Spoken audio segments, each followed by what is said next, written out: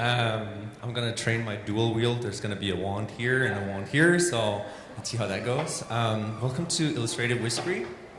I am gonna be your presenter today. My name is Esben Rasmussen, and as you probably can tell from the name, I'm not American. I was born in Denmark, in a small village, and my native tongue is Danish, but I'll try to do my best as I can in terms of communicating in English.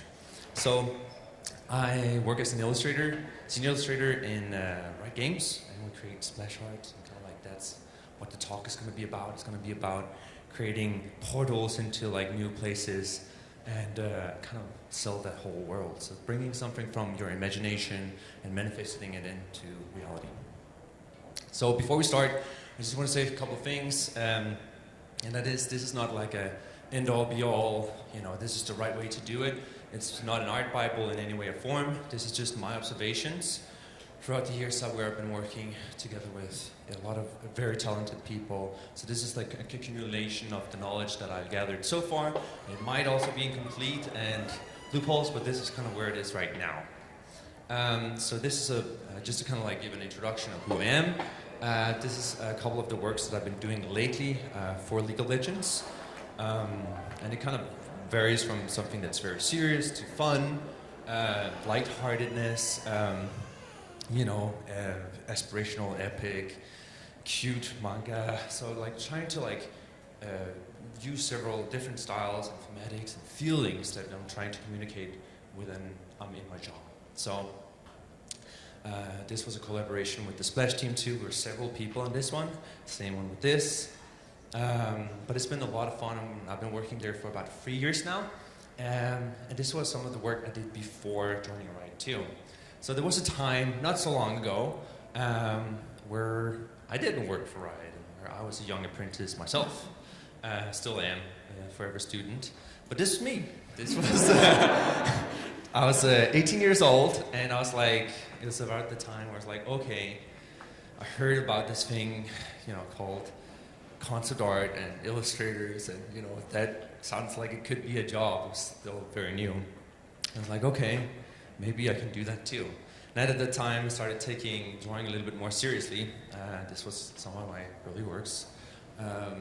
And we all got to start from somewhere. And this was not even the start. Like, this was still drawing for a long time.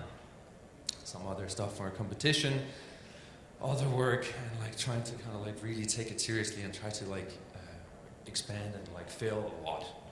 So this was me, but this might be you at this point of time where you're like, I want to do this, right? So you're there and you're thinking, how do I start my journey? You find out you're a wizard, right? You're a wizard, Harry. And you're like, oh shit, I'm a wizard? Okay. And you're like, okay, but in order to kind of continue your journey, you gotta spend you gotta buy 30 more energy to continue. And you're like, oh, okay, do I really want to invest all my time and energy in this? But you decide to go along, and and you're like, all right, I'll be Gandalf one day. That's a dream. That's what I want to do. Anyway, you're a young apprentice and you want to go to and be Gandalf, right? So you're going on a journey. And if you don't know how to have a map or something, you don't know where you're going, you're just gonna wander around and you're gonna feel lost. And hopefully this can kind of help being a little bit of a map in terms of at least a couple of steps into doing it. So you want to be a magician, you want to create portals into new worlds. What is the first thing you need to know? You need to know about illustration, because or at least that's the path I took. But it was creating that portal into somewhere else. And there was a picture. That was the portal. And you got to ask yourself, what is the most important thing in a picture? I would argue that it's the feeling. It's the feeling and message that the picture conveys to you. And the reason is you can have something that's very abstract. It can be a dot on a white canvas. It's not anything really. Or it can be splatter. But for a person that sees it, it might evoke a very strong reaction to them. It doesn't need to be anything concrete, but sometimes that emotional connection is what you're after. You can make people cry, and they don't fully know why. It might remind them of something in their childhood, but that's the strongest thing in any picture, is that feeling that you can evoke in them. So when we do this and we create portals, we want to create feelings. We want to tell a story, give them a specific feeling in it. And towards that, there's going to be pit stops and lights. So we have different spells that we're going to try to equip in our tool belt when we go on this kind of like spellcasting journey. And we want to make sure that they're all leading towards the feeling of whatever it is that we're trying to communicate and say. So now we have a couple of pit stops in terms of like us standing and like trying to cast that fucking spell, and then like the pit stops along the way. And throughout this way, we're gonna have to make choices. All choices need to be based on the feeling, right? We have to make our decision making based on what is it that we're trying to do. So there's gonna be checkpoints along the way that we're gonna go through, and they all need to go back to that one thing, which is the feeling. So sometimes it fails. Sometimes, when you do this, you're gonna fail. It's gonna blow up in your face, and you might look like, stupid and feel like embarrassed, but that's okay. That's how we learn. Don't be afraid of it. Failing is good. So embrace that with it. It's gonna happen. Like, I don't know any artist who's good at art who hasn't failed a trillion times. It's the human experience also when learning something new. So, a bit about the feeling in terms of pictures. This was a guy called Bimo. It's very lighthearted. He's mischievous. So you get like some of that fun that's happening. He's like laughing a little bit while there's a guy called Wally Bear here, like exploding in one of his honey bombs, and he's like about to fall into the water, while these guys are just having fun and enjoying life. So he's a little, in League of Legends, he's a cute one, but he's the devil. Nobody likes him. It's a love-hate relationship, This is very different from the feeling that we get here, which is, this dark assassin hiding in the shadow, finding this new profound power that he's about to wield. So it's two very different feelings. Here's an example of when a portable or illustration was started, and then how it lost some of the power because some of the decisions along the way were not matching the feeling that we were going for initially. So here's Mai. She's standing in the rain, kind of taking a briefer. Something I just needed to do too. And it's like around her is like this whole battle of like bandit robots that she's beat up, and she's kind of like taking a moment to kind of relax. So this was the final thing. There's a visor that covers her emotions. You don't get the same emotional impact. And it actually had a really big, impact in terms of like how you feel in terms of the whole picture in general. The initial impact of the feeling kind of got lost between here and here. There was different tries in terms of bringing it back, making the visor a little bit less, opaque, and kind of give some transparency to it so we can see the eyes and kind of get some of that. Fortunately, it didn't go, but it's just an example to show kind of like how the feeling impacts the final thing. So the first thing we're going to be talking about is contrast. This could be a whole lecture in itself, but there's a lot of pit stops, so we need to move a little bit fast. So basically, you can find contrast in everything: value, color, subject, texture, detail, anything. But what you're planning to do when you're kind of like making your picture is to make sure that you have contrast and play on contrast in your pictures. And you have many different contrasts. So let's say we're making a picture, for example, about something that's, let's take one. Something that's hot, right? Fire and ice. If you want to make sure that fire feels stronger, you want to embrace it and surround it by something that's cold. That way it feels super hot, right? So it's always that contrast between the two. If you want to create a picture about something that's really sexy, but you want to add a twist, right? Maybe it's a beautiful performer in a circus, right? But maybe the circus has the contrast of being more macabre or dark, or like there's an ugly side to it. So you have that cool contrast between the two subject matters that create some drama and intensity in your picture. And it can be anything. Like you can add a twist too. If you say the lion ate the butterfly, right? That's a okay story. It might pop up some questions, but you're like, not that interested. Flip it around, add the twist of saying the butterfly ate the lion. And all of a sudden, your imagination starts going like, how the fuck did that happen? Like, I don't know. Like, that's a weird story. Tell me more, right? It sparks your interest. There's a twist. There's a weird contrast that you didn't expect. Same you do in pictures. So for composition, it's all about structure and leading the eye. So there's been a lot of people that have kind of been diving into composition way before us. And this is from Edgar Payne. And like using different models, very simple structures in order to place your elements in terms of the picture. So, for example, here in the top you have the triangle, and it means that you place, your elements within a triangular form. Whether or not there's negative space between them, then you have like the elements kind of put in terms of like the triangle form. So it have different, like a lot of different things. You have cross, tunnel, all kinds of different things. Tunnel is here, so I can definitely recommend going that. But it's using different forms of composition to make sure that you're putting your elements in that sort of thing. So I could talk about that for an hour too, but let's move on a little bit. But it is on ingot paint. So bringing it down to the most basic things that you can take away from composition is when you have the distribution of space, which is like very even, right? We cut the frame evenly or evenly here. It gives the feeling for the viewer of something being calm, something more serene, something more normal, right? Because as the viewer, you are, and when you're looking at a picture, you are the viewer, right? And the camera is you in that scene. So if you stand up and you look like this, everything is kind of horizontal and straight. It gives you the feeling of like you're centered, you're calm. But if you start tilting some of that, you create an off balance, you add a more dynamic feeling to it. So like if you're trying to create something that's more dynamic, an action scene, you want to make sure that your space distribution is not even. But if you're trying to create something that's very calm, balanced, you want to create something that's even. This is a good example also of the same subject matter, but trying to create more contrast and contrast in terms of like this is a big shape, then you have a small one, and then down here, but up here it feels more serene. So the detail arrangement has a big effect in terms of like the feeling that your viewer will get whenever they see the picture. So you want to be using that when you make the decision in the early stages of composition to make sure it's like, is this a picture that's more calm? Is this more actiony? Make sure that you push that contrast. So here's two examples of that exact thing. So this one is like vertical, you have a horizontal line, she's like kind of this divine being summoning, something called aura, and she feels like she's like divine and like in peace with herself and like wielding the elements around her. Over here, there's pretty much not a straight vertical or a straight horizontal line to find. And we're upside down.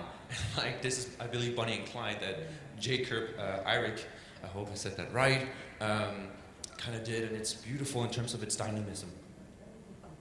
So rule of thirds, a simple rule that most people know of. Basically, you divide the picture into 9 equal squares, and you put your subject matter in either of the intersections. So how can we use this in a different way? So there's something called power play, which is like whoever is on top or is controlling the scene will be on top. So we have the same scene about David and Goliath. So we have Goliath up here, and he's a giant. David down here, right? So he feels like the what's it called? Giant feels more in power, more of a threat. Where like David's down here, it's like, oh shit, I don't know what to do. But if you turn it around, now we put David on top and Goliath down here. We change the angle of it too. And now David is all of a sudden in power, even though he is smaller than the giant. So then there's something called compression and tension. It goes into the feeling of when you're feeling claustrophobic. This happens in pictures too. So how you put and structure your composition gives the same amount of tension. So if you want somebody to feel like they're in real danger, you might want to push that, right? So over here, or you can take up here, we have this cowboy and he's like facing a big challenge, right? It might be like he's up against big odds, but he still has a chance, right? If we do this, the chances like they look slim. He's in real trouble. Not only that, but like the fingers are almost like sharp points that is about to like point into him. Like it's like you can almost like feel it if he touches. He kind of gets like hurt. So we're pushing the contrast and tension there, and it creates more drama. It depends again. What do you want to say, right? But you want to feel and use those tools to push whatever it is you're trying to make the viewer feel. So there's something called radial lines, and you can use them as many different things. The element doesn't really matter, but what they do is you can use bullets to go and help, enforce your focal point, and you can also use radial lines, like a swing or something that kind of brings your eye back to the composition. And then combining the two is really a really strong tool. Same thing, if you don't have a background, you can use elements within the character to make sure that they all point towards where you want the viewer to look. So let's see that in an example. So here, there's a guy drinking a beer and being disturbed by this troublemaker, and she hits him with a snowball. So we look there first. That's our focal point. There's a high contrast there too. So we start there.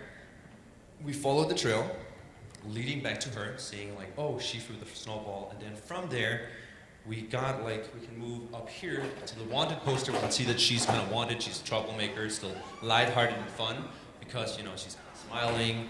And then our eye can kind of go to one element here, down to the next element. We place the sword down here, so that's another element going into seeing a little bit of the direction of the hand, using the curve of the table to lead you back into the helmet. And then there's a small story unfolding here. I don't know if you can see it, but it's a dude that's trying to flex, show off his big muscles. But she actually has a sword right behind her back, so she's ready to stab him. She's not really impressed. Then we follow along back here, and we curve the roof too to create more of a line to lead you back in, so your eye gets to explore the whole composition as you read the picture. So remember too, the composition is like a pirate's code. It's guidelines, and it's good in the start to take it, right, and use it so you know how to wield it, and then when you feel comfortable and it serves your feeling, you break it. But you need to know what you're doing first before you can start breaking the rules. So a little bit about perspective and depth and foreshortening. Another skill that's really important to wield. Basically, bringing it into real simple breakdown will take 3. So there's going to be front on, up shot, and down shot. Front on, it kind of goes into you're standing on the same level as the person you're seeing eye to eye with them. Feels more normal, more relaxed. We're used to it too whenever we navigate around in the world. Up shot, all of a sudden we're a smaller creature looking up on this big human. We could be like a frog or a dog or whatever it is, but that it makes us feel like whatever we're looking up at or whatever our subject is feels grander than life. It feels bigger, and maybe also a bit more intimidating too. So we start getting those feelings, even though if we're not conscious of it, it subconsciously already is affecting us because of where the camera is placed. And the opposite goes true. It's true whenever you have a down shot too. So you're maybe something like a big tree looking down on a human, or you're a cloud looking down on a human. So you have some of the reverse feelings there. So I just kind of added a small clip that kind of goes into cinematography, because whenever we're watching movies, this is being used all the time. So this is a scene from Silence of the Lamb, and it's a small breakdown in terms of how this camera and cinematography is being used to tell you subconsciously what is kind of going on. So let's just take 4 minutes to watch it, and we'll continue. Yes. Hi, my name is Tony, and this is a quick episode of Every Frame a Painting. Let's go. Dr. Lecter, my name is Clarice Starling.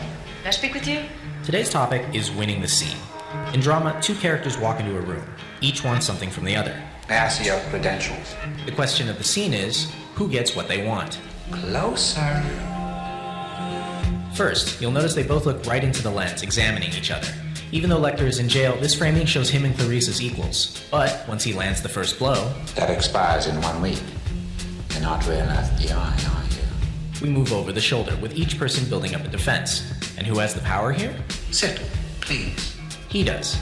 From here on out, we're always looking slightly down on her, slightly up on him. Now then, tell me, what did Miggs say to you? While he looks us right in the eye, she looks off camera. Right now we're inside her head. Jonathan Demme will reinforce this by having the camera look where Clarice is looking, only to bring us back to Lecter. You know Florence? Remember, she's here to get him to look at a survey. Every time she's too obvious... I'm only asking you to look at this, Doctor. Either you will or you won't. We go back to this standoffish angle. But Hannibal Lecter is curious about one thing. Do you know why he's called Buffalo Bill? So we shift. Now she looks us in the eye, he looks off. We moved inside his point of view because he's genuinely interested. and the relationship is starting to thaw. You can actually tell the exact moment it happens. Most serial killers keep some sort of trophies from their victims. I didn't. No. No, you ate yours. We think Clarice is winning. She's gotten him to look at the survey, and we get a close-up emphasizing its importance. But then Lecter decides to turn the tables. Do you know what you look like to me with your good bag and your cheap shoes? You look like a rube. This is the first time the camera dollies during the entire scene, and it ends by framing Lecter normally while leaving Clarice short-sighted, off balance. Just when she thought she was winning, she lost. If you're paying attention, you'll notice that Lecter is no longer looking directly into the lens, but ever so slightly off. Because they're not seeing eye to eye anymore. You fly back to school now, little Starling. He walks away from the camera, which is mirrored in the next shot when she does the same. After Miggs does his thing, we get the second camera move and the very first two shot in the entire scene. Finally, they're together in the same frame, the camera looking up, and we understand that this is the beginning of a relationship. Go now. I don't think Mix could manage again quite so soon, even though he is crazy. Go now! What makes the dynamic interesting is that Hannibal Lecter wins the scene, and then gives up his win for his own reasons. Clarice gets what she wanted, but it feels like a humiliation. If you enjoyed this little exercise, I highly recommend watching the other interactions between these two characters, each of which has a slightly different answer to the question of who wins the scene. So yeah, so that's kind of like whenever you have one picture, right? Because when movies does this, they have like a sequence. They can kind of like always have the contrast of whatever was before. But now when you're making a picture, an illustration, you have one shot, right? So you can only capture one of it in each of them. So let's take a breakdown in terms of Odyssey Jinx. So this was the first sketch, and the idea of Odyssey Jinx and like how the angle would look like, you know, she would be kind of like hanging outside of Malphite's bag, and she'd be like shooting like these kind of alien monsters in the background as she's just having fun, right? The whole pose of her is just all about yay and just shooting alien monsters because it's fun. Even though it's high in action and everything, there's the lightheartedness to her character. So as I moved forward, I got super excited and just went straight ahead, and I lost a lot of the energy there. Perspective was off. I just went into details, and this happens a lot if you aren't careful. You know, you're thinking about, oh, it needs to be beautiful, it needs to be so detailed, and suddenly you forget about the fundamental stuff, and you mess up, and that's okay, because you can go back and fix it. So I got a paint over from my good friend Alvin Lee, and he was like, yo, dude, you know, like you're messing up the perspective. Like you had some good stuff in the first draft. So he helped in and kind of helped with making sure that the leg was foreshortening more. The hip was also into the perspective of looking up. From there, the fundamental of terms of like our camera and composition was there, so I could go ahead and I could start rendering. And this was the final thing.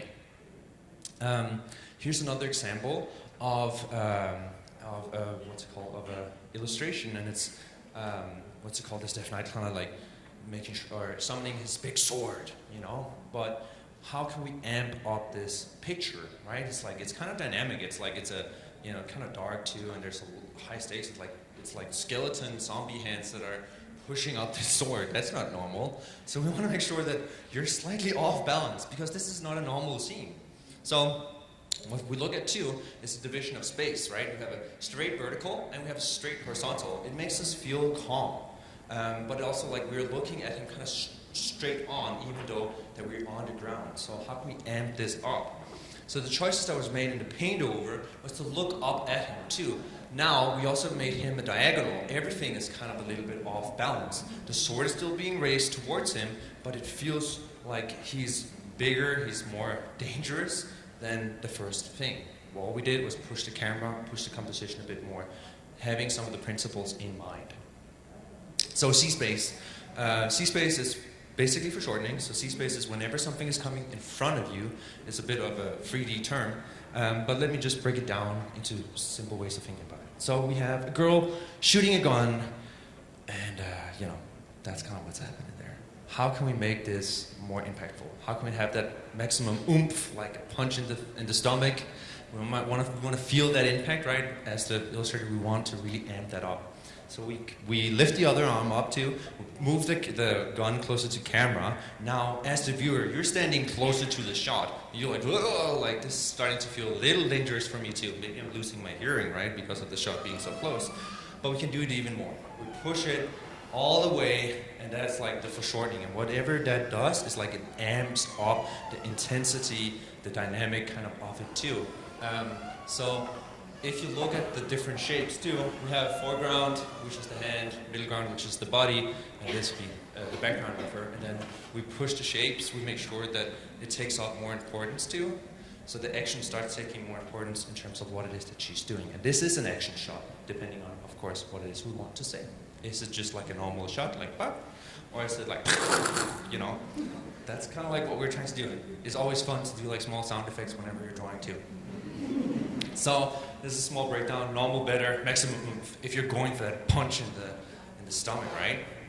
So also remember, always use it if it makes sense. If it doesn't, don't, you know, if it's a family dinner around a Christmas table, you maybe do not want like something that's like straight in your face. It just doesn't seem fitting, you know? So next spell is going to be about color and light. And I just want to break it into two simple things. This is from Tristan Juviensko. I hope I said that right too. But it's basically breaking it into two simple ways of thinking about it. Direct, which could be sunlight, it casts like a harder shadow. And then indirect would be diffuse light. Diffuse light is whenever, for example, the sunlight goes through clouds, and then the clouds scatter the light particles and kind of like they bounce all over the place. You don't have like a strong spotlight, you just have kind of like this light that's been bounced all over. It feels more soft. So whenever you combine the two, it normally gets that natural feel to it. And light has a huge impact in terms of like the feeling that your picture will give to the viewer.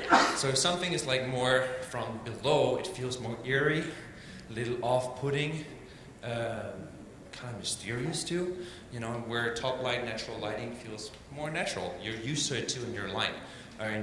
So light has a huge impact, and you want to be very mindful of how you use the light and how you place the light when you're lighting your subject matter. So normally when we talk about different value structures, I would kind of divide them into something like this. Full range is for very epic shots. We want to use all the range of values, like from full dark to full white. Of course, we want to be selective of where we place that, but like that would be for the epic shots. High key, something that feels more light-hearted too. We want to like make sure that the values are a little bit lighter too. You feel light-hearted, a little bit more eerie, dreamy. Other connections too, in sort of terms of like how to like use that. High key with an accent means that you have basically something like this, but you add like an accent of dark within it. And that way, you know, it's a very clear focal point of where to look. Mid-key, everything is kind of like in the gray areas. It makes it feel a little bit more normal, slightly boring maybe too. But it's really good to use these kind of pictures whenever you're building up to something. Low key with an accent is the opposite of this. So you have mostly dark, and then you like pop it out with one pop of white, right, to make sure where the focal point is. And then low key is, you know, like the dark, eerie horror movies. We want to make sure that we don't know what's hiding in the shadows, right, because the unknown is scary. So these are kind of like some of the value structures there. This is an example from Claire Hummel, and I know that she's here at the Expo today. She's here in the room. Oh man, she's awesome. She's amazing, and this study is like incredible. So she took the same scene, but she changed the light and the color, right? So what's happening? We have vastly different emotions coming from the pictures, but it's the same scene, right? So it's influencing how we feel when we look at it. So here's an example of taking something cute, making it like feel very, very, very different. You know, I know I've ruined your splash. I'm sorry. But, you know, it's the same scene, same composition, everything. But, like, in terms of changing that light, it feels so different. So, you know, light is powerful. Complementary, warm and cold, and saturation. I'm quickly going to go through. So, complementary means that whatever is on one side of the color wheel, you use the other one to balance the picture out. So that means if we're mostly like blue and purple, we'll go orange and yellow. If it's more, let's say, you know, we want the viewer to look at a certain point, a warm den, we surround it by blue and then pop it out by yellow and orange. Then we have warm and cold. That just means that you don't necessarily use the complementary. You can have something that's green, but you surround the green with a colder green, and then you pump up the saturation, for example, making it warmer to make sure that you have the contrast there and push it there. So last one is saturation. Most of your picture is desaturated, and then you have some color pops in terms of where you want the viewer to look, where there's high saturation. Here's the paint over for Silas. Silas, this was still work in progress, as you hopefully can see. Silas is breaking out of the prison. He's stolen Locke's alt, and he's splashed through this wall, and he's seeing sunlight for the first time since he's been imprisoned. So we're using color now to amp up the orange, right? Kind of get that sunlight, that warmth coming from the outside when he's been on the inside where there's cold and dark. So we have the contrast, and we pushed that contrast more to make sure that that feeling came to us more when we were looking at the picture. It's a small adjustment, but the feeling is being amplified more. So the choice was made to go back to the feeling and make sure that it's supporting it stronger. Same here, Arclight brand, making sure that the light kind of feels like more divine. We want to like put the focus up here. So a little bit of adjustment in terms of color and light, but it does a lot.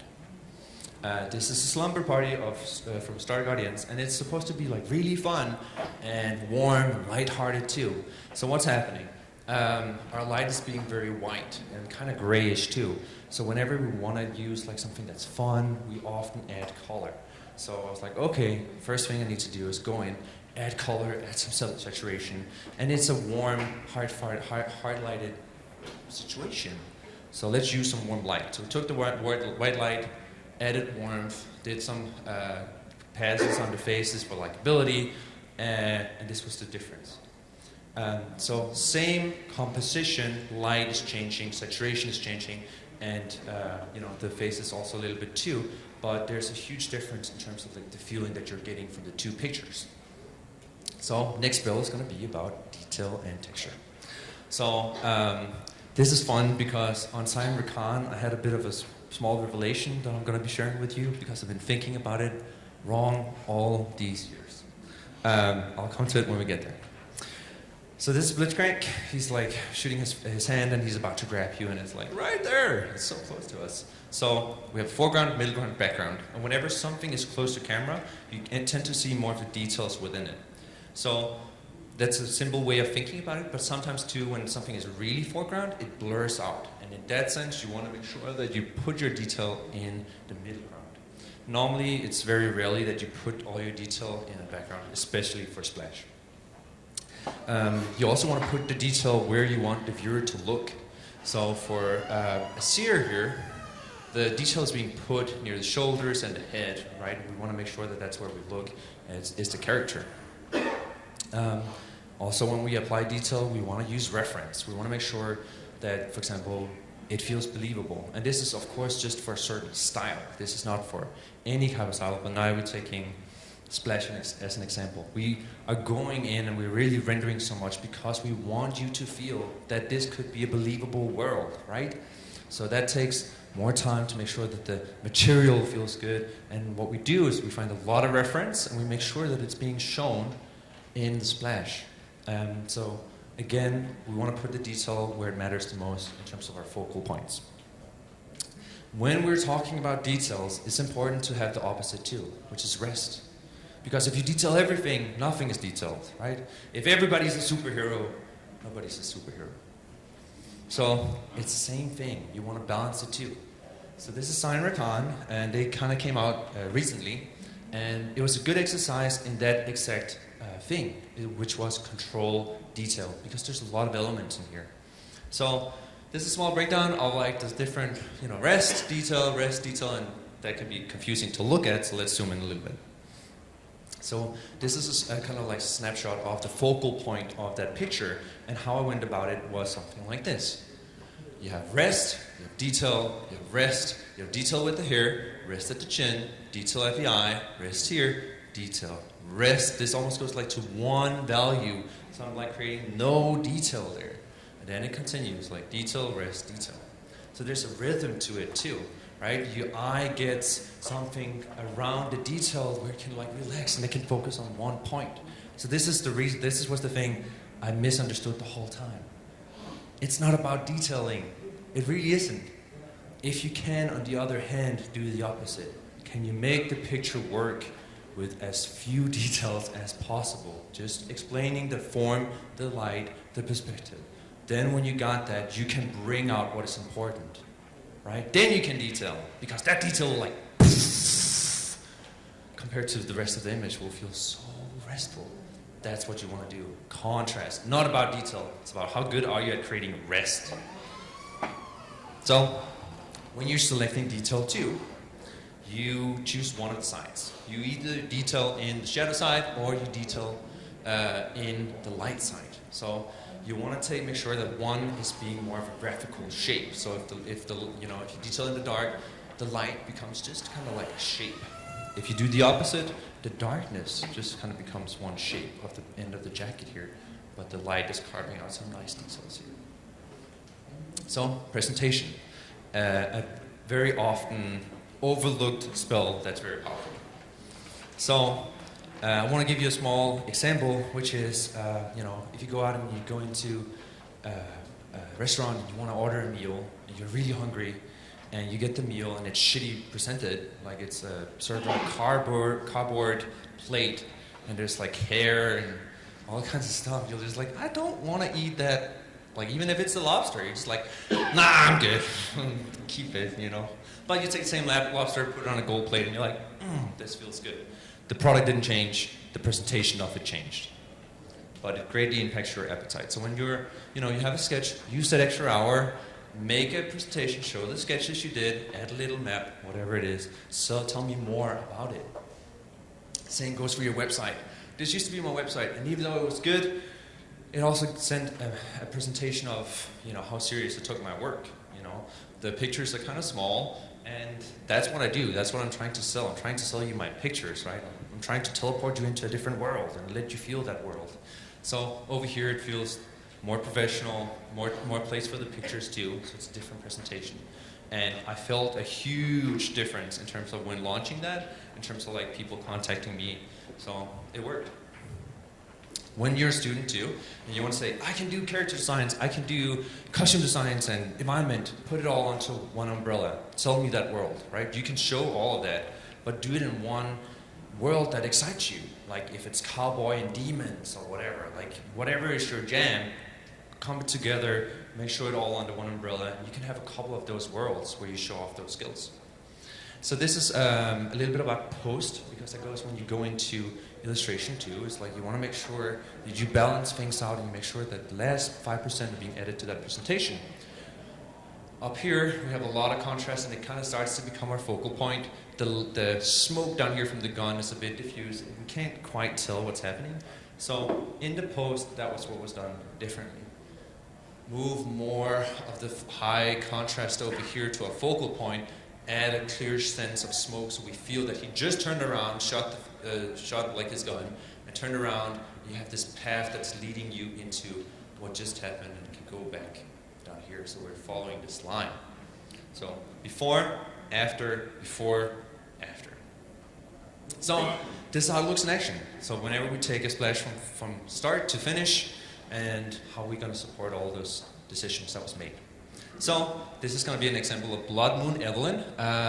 When you do it, you make like small choices and you have ideas of like, how is this supposed to be? And Evelyn is a lot like a siren. She's there and she lures you in with her, what's that called? Attraction, I guess? Yeah, she's like a siren. Basically, she attracts you and then like when you're weakest, she strikes. She's a demon that's kind of hiding in this form too. So she's wicked. We have like attractive and dangerous too. We have those two contrasts we can play around with. So I really wanted to show that contrast of beauty, but also horror, of her turning into the demon, maybe mid-transformation. You have the beautiful side of her, but you also have the dark side of her, right? The light and the shadow. Let's play with that like whole thing. So that's what we did. So gather reference, make sure you like find the small things in terms of materials or other people that's done something similar, or like have a small bit of their opinion and you're like, that's really cool. Or feeling, or light, color, whatever. This is your time to research, use it well. Then we move into making the thumbnails. And these are the first couple of sketches, and they normally take about an hour to two, depending on how much time you spend. And you know that goes faster too the more you practice it. I'd say go slow in the start always, but you kind of like start getting faster the more you do it. It's like lifting weight. You don't go in and just lift 100 kilos and you're like, rah! You gotta start slow, and then as you build up strength, that's when you can do more of that, right? You want to build momentum, same in art. So what we had here was there's a lot of people that gravitated towards number 3, and there's a lot of people who gravitated towards number 4. Both of them had some good things that kind of went back to the feelings we were trying to say. It's that, you know, beautiful moment, you're being reeled in, and she's transforming you as she's about to strike you. So you have that romantic side, but then also the dangerous side. So number 3 had more of the romanticness. She's turning into, you know, the demon. She doesn't really have that danger. Like it feels very serene. You know, the composition is very straight. The canvas is being split in two by her verticalness. It's like very, you know, balanced. Ooh, is that time? How much time we got? Okay, I'm gonna do it real fast. So, first step in terms of like going into that and exploring that darkness, so combining a bit of the two. We're looking up at her like she feels bigger, more dangerous, and hands of the viewer is us. But it didn't feel quite well because we're losing that attractive, romantic side. So we went in and like it's more symmetrical now, right? It's more in terms of balance. She's kind of dragging you in. There's a bit of the beautiful side in terms of one part of her face is calm and beautiful, and the other side is turning into shadows and the demon. The hands are kind of like nailing you down, so you feel like you're trapped too. So, meanwhile, that was good. It could be pushed more, right? This is good. It's like balanced, but it's not a balanced moment. It's slightly off-putting. So we take the same pose, turn the pose a little bit more. So now she's not directly in the center. There's a bit more of a off-center to it, but it's still kind of like the same pose. We changed it a little bit. There's an added contrast here too that's really interesting to notice, which is the hands. Here, both hands are doing the same. Here, it's different. We have the contrast that's coming back. You know, we have the hand that's luring you in. It's like, feels nice. You're like, your eyes like, oh, nice, okay. You're kind of like, da-da-da-da. She's looking at me. What is starting to happen over here? Esben doesn't draw well, so he didn't put that in yet. So he goes back into here, and you're like, whoop, and oh, shit. We're in trouble. So now that's working way better, and it's such a small thing, right? Tilt the camera a bit more. Feel it like a little bit more off-putting. Have the contrast of the hands. Boom. We have the 3 points that I want your eye to follow. Here, here, here, or there, there, there. And that's kind of like how we're going to divide all in terms of like our detail arrangement too. So there's a bit of symbolism too, because Evelyn has this magic spell where she kind of, you know, puts a heart on them, and then if she hits an ability after a couple seconds, they kind of get lured to her. So it's kind of like a mini star, you can kind of say, but it's like a heart shape. So with her lashes, which is her weapons, I made a heart shape. So there's a symbol of that attraction in there too. Gather reference. This is my awesome art lead and manager, Jessica. And she's here today at the Expo. She's amazing. She was supposed to present with me today. Unfortunately, she couldn't, but she's here today. So come on and say hi to her. She's amazing. But she helped me out with kind of like getting those, like that hand reference that I needed, because I can't draw hands like out of my head yet. Hopefully it will come one day. So we go in, we start rendering. It feels dark, so the value structure is dark, light on dark, right? So most of the picture is dark, and then we have that light pop right where we want the viewer to look.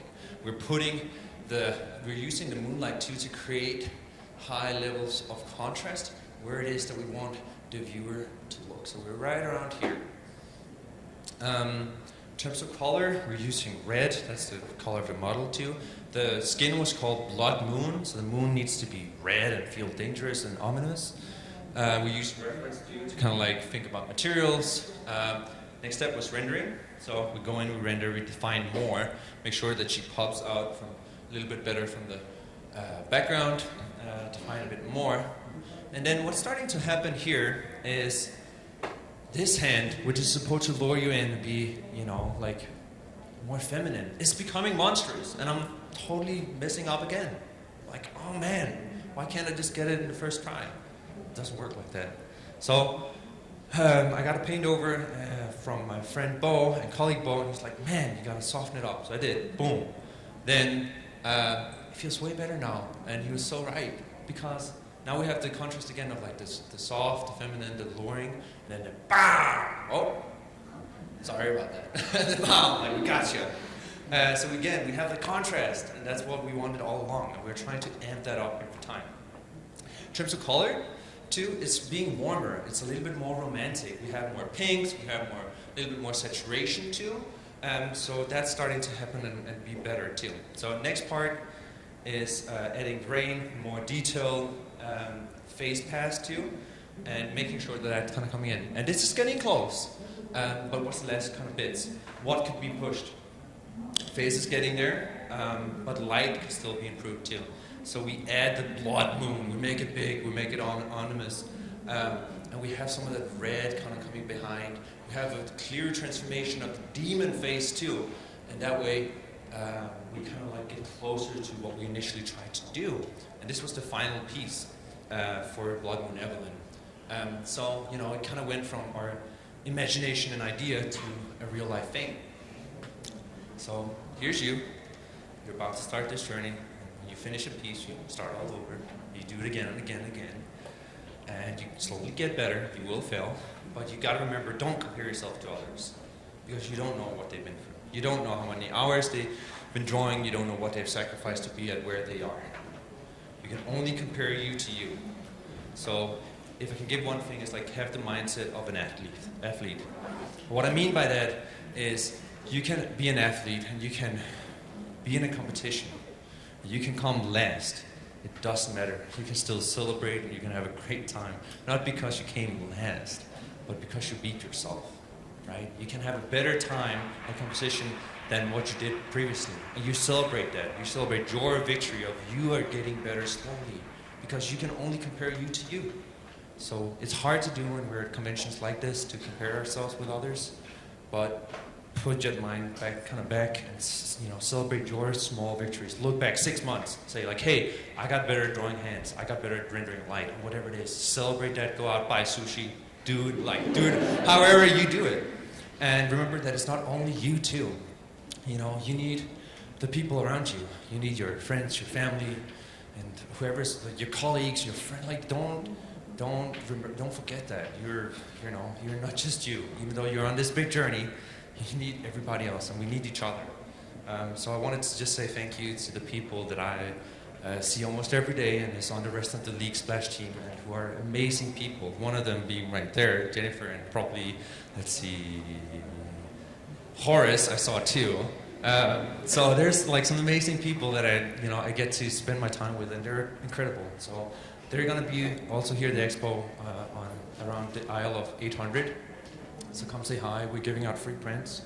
And yeah, I just want to say thank you for coming and everything. So thank you.